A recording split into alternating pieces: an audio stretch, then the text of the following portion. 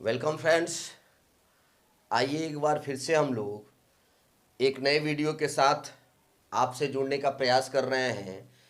इस वीडियो में हम लोग देखेंगे कि किसी भी कॉम्पिटिटिव या एकेडमिक एग्ज़ाम को बीट करने के लिए, सफल होने के लिए एग्जामिनेशन रूम में या परीक्षा हाल में क्या क्या सावधानियां बरतनी होती हैं कि अंतिम समय में आप इस मैनेजमेंट के द्वारा सफलता प्राप्त करें।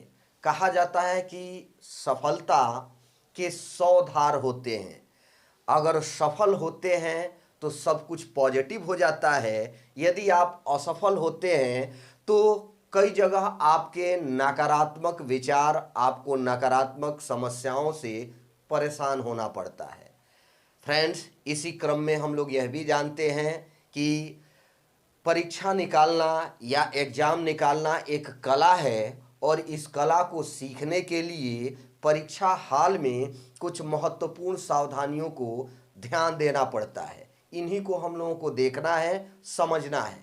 पहला हम लोगों का है कि परीक्षा हाल में जब आप जाते हैं तो वहाँ पर आप बैठते हैं तो बैठने के दौरान आप अपने प्लेस को, जहां आपको जो प्लेस मिला है उसको ठीक से जांच कर लें कि वह स्थान आपके लिए सूटेबल है या कुछ तकनीकी समस्याएं हैं तो कक्ष निरीक्षक से उसका समाधान करा लें। क्योंकि एक बार परीक्षा जब प्रारंभ हो जाती है तो समस्या हो जाती है आपको अपने टाइम को लेकर के, अपने समय को लेकर के विभिन्न टफ और विभिन्न तरह के जो जटिल प्रश्न होते हैं उनको सॉल्व करने में। उसमें यदि आपके बैठने का स्थान ही डिस्टर्ब रहे तो आप और डिस्टर्ब हो जाते हैं। दूसरा जो महत्वपूर्ण पहलू है इसमें वो ये है कि जब आप परीक्षा हाल में जाएं, बैठें, तो आप अपने जो परीक्षा हाल में बैठे हुए अन्य कैंडिडेट हैं, उनके जो साथ आप बैठते हैं, आप उनसे ज़रूरत से ज़्यादा बात न करें। क्योंकि यदि ज़रूरत से ज़्यादा आप बात करेंगे तो आप सेंट्रलाइज होकर के जो गए हैं, पढ़े हैं, उसमें थोड़ा सा व्यवधान आ सकता है। हो सकता है कि बगल का बैठा हुआ कैंडिडेट कोई ऐसी बात कर दे जिससे आपके अंदर थोड़ी सी समस्या उत्पन्न हो जाए, आप हाइपर हो जाए या आप टेंशन में आ जाए। कभी कभी यह भी हो सकता है कि परीक्षा के दौरान यदि ज़्यादा घनिष्ठता आप बगल वाले से कर लिए तो परीक्षा के दौरान वो आपसे बार बार विभिन्न सामग्री मांग कर या फिर हो सकता है कुछ जटिल प्रश्नों से वो आपको डिस्टर्ब कर सकता है। प्रश्न पूछने के दौरान आप डिस्टर्ब हो जाएंगे। तो ऐसे लोगों से घनिष्ठता उतनी ही रखनी चाहिए जितना कि आपको परीक्षा हाल में समस्या पैदा न हो।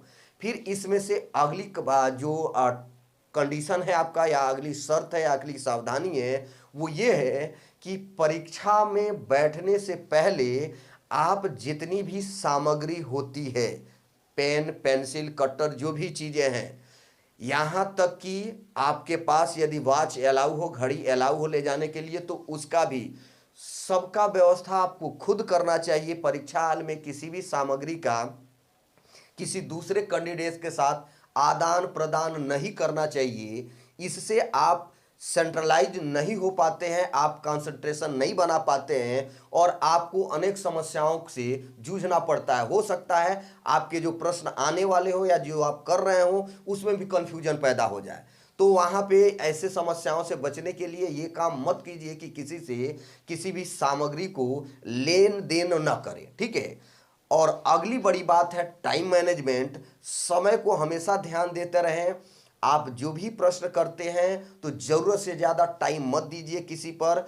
एक प्रश्न, टफ प्रश्न को टच करने के दौरान आपके 10 सरल प्रश्न न छूट जाएं, ये हमेशा ध्यान रखिए। इसलिए समय को हमेशा अपने कंट्रोल में रखें। समय के अनुसार, अपने टाइम के अनुसार आप अपने जो पेपर है उसको सॉल्व करने का प्रयास करें।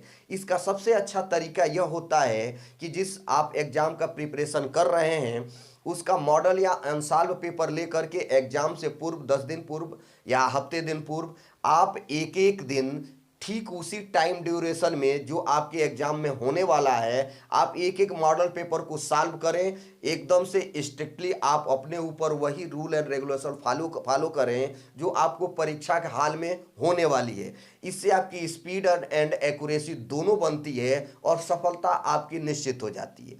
अगली जो महत्वपूर्ण इसमें व्यवस्था है वो ये है कि यदि पेपर टफ आ जाए, होता है कभी आप पढ़ के जाते हैं, सिलेबस से जो प्रश्न पूछे जाते हैं थोड़े से टफ हो जाते हैं, थोड़े से कठिन प्रवृत्ति के प्रश्न आ जाते हैं, तो उसमें क्या है, आप ये मान के चले कि जो आप कर रहे हैं वो सबसे बेहतर कर रहे हैं, और आप जितना जान रहे हैं उतना आपके कक्ष में या आपके हाल में, परीक्षा हाल में कोई नहीं जान रहा है।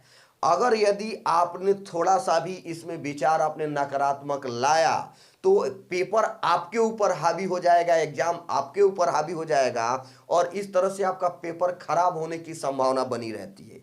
तो ये कीजिए कि जो जान रहे हैं वो सही जान रहे हैं, उतना कोई नहीं जान रहा है, और आप सही कीजिए, सरल प्रश्नों से इसकी शुरुआत कीजिए, और आप बेहतर कीजिए, बेहतर से बेहतर, ईश्वर को साक्षी मानकर कि आप सफल होने जा रहे हैं।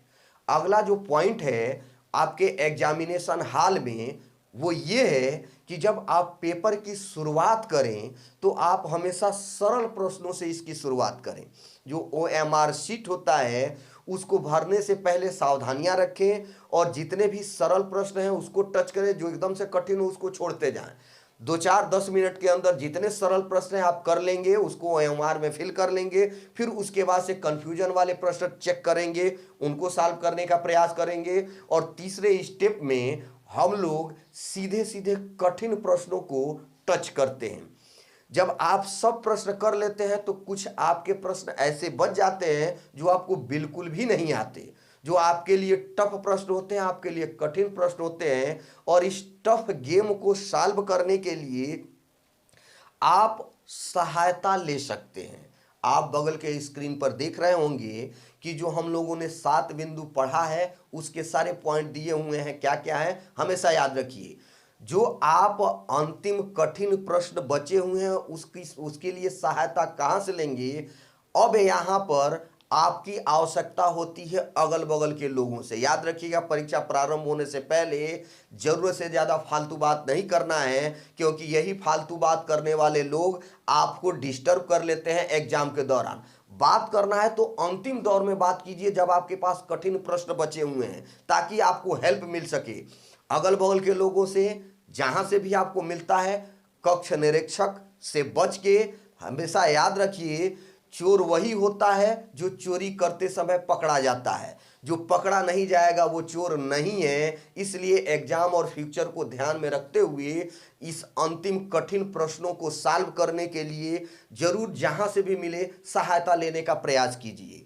तो फ्रेंड्स, ये कुल 7 पॉइंट हुए जिसको टारगेट करके एग्जामिनेशन में सफल हो सकते हैं। विश्वास कीजिए, आप इस बार एग्जाम में सफल हो रहे हैं। ऐसे ही वीडियो के साथ फिर आपके सम्मुख हम लोग उपस्थित होते रहेंगे। जुड़े रहिए हमारे इस चैनल के साथ। धन्यवाद।